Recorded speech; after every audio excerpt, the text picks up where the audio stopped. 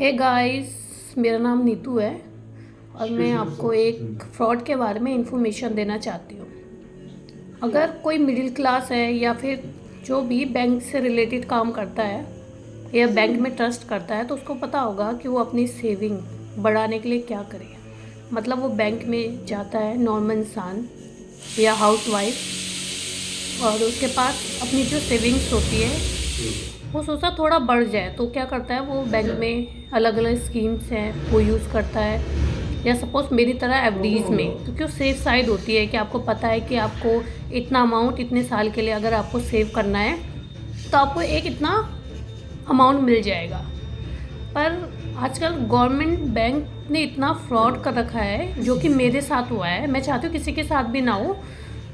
तो मैंने एक एफडी करवाई, अच्छे खासा अमाउंट की थी। मुझे पता था इतने टाइम पे इतना मुझे मिल जाएगा और ज़्यादा नहीं, मैंने 1 ईयर के लिए करवाई थी।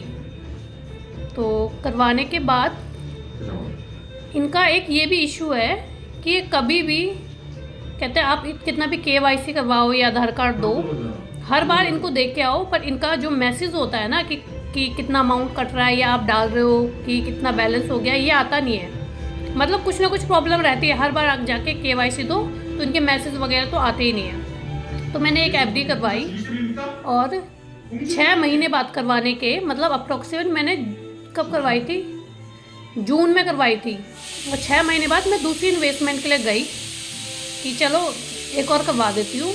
तो मैंने अपने अकाउंट में बैलेंस के लिए चेक करा, क्योंकि मैसेज तो आ नहीं रहे इनके। चेक करा तो मेरे अकाउंट में मेरे अकॉर्डिंग से काफ़ी ज़्यादा पैसे थे।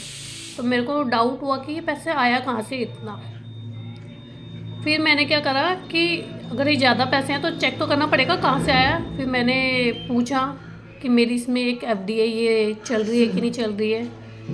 तो उन्होंने बोला पेपर दिखाओ, इसमें कोई शो नहीं हो रहा है। और जो पेपर जब मैंने करवाई थी एफडी ना, तो पेपर बिल्कुल प्रॉपर पेपर दिया था, स्टैम्प वगैरह लगा के प्रॉपर।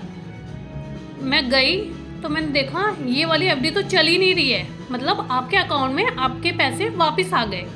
मतलब आप ये सोचो, अगर आप 1 साल बाद जाओगे ये सोच के कि मुझे 50-60 हज़ार रुपये या 70 हज़ार रुपये एक्स्ट्रा लेने हैं, और वो आपको पता चले कि वो आपके पैसे कटे नहीं या फिर उन्होंने पेपर दे दिया, रिन्यू नहीं हुई, तो आपको कैसा फील होगा। मतलब आपका तो नुकसान हो गया ना। ये चीज़ अगर आप कहीं और लगाते तो आपको नुकसान हो गया ना 6 मंथ का। मतलब अप्रॉक्सीमेट अगर 70 हज़ार रुपये भी इंटरेस्ट होगा तो 35 हज़ार का आपका नुकसान हो गया ना। तो बैंक ने ऐसी गलतियां ना, मैं सोच भी नहीं सकती कि गवर्नमेंट बैंक ऐसी गलतियां कर सकती है।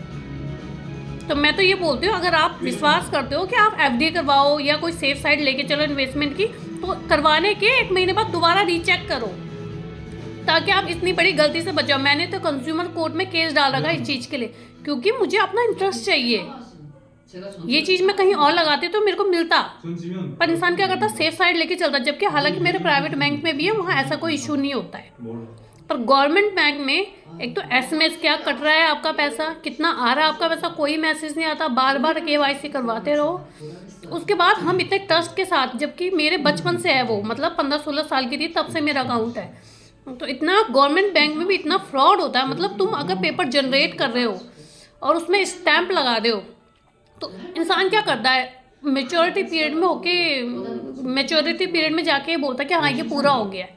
पर जब उसे ये पता चले कि वो पेपर देने के बाद वो हुई नहीं है, मतलब आपके वो सिस्टम से कैंसिल हो गई है, तो ये बताओ कि किसकी गलती है। अगर कोई मुझे बताएगा कि कोई और सोल्यूशन भी है तो मुझे बताना। मैंने कंज्यूमर कोर्ट में तो डाल रखा है केस, पर मुझे ये समझ नहीं आ रहा कि इतनी बड़ी गलती अगर ये लोग ऐसे करेंगे, गवर्नमेंट, जो कि गवर्नमेंट वाले बैंकों में ज़्यादा भरोसा करते हैं हम लोग, तो ऐसा फ्रॉड मैं तो ये चाहती हूँ किसी के साथ ना हो। अगर आप करवाते हो एफडी वगैरह तो आप एक बार रीचेकिंग करो कि भाई सिस्टम में आ रही है कि नहीं आ रही है।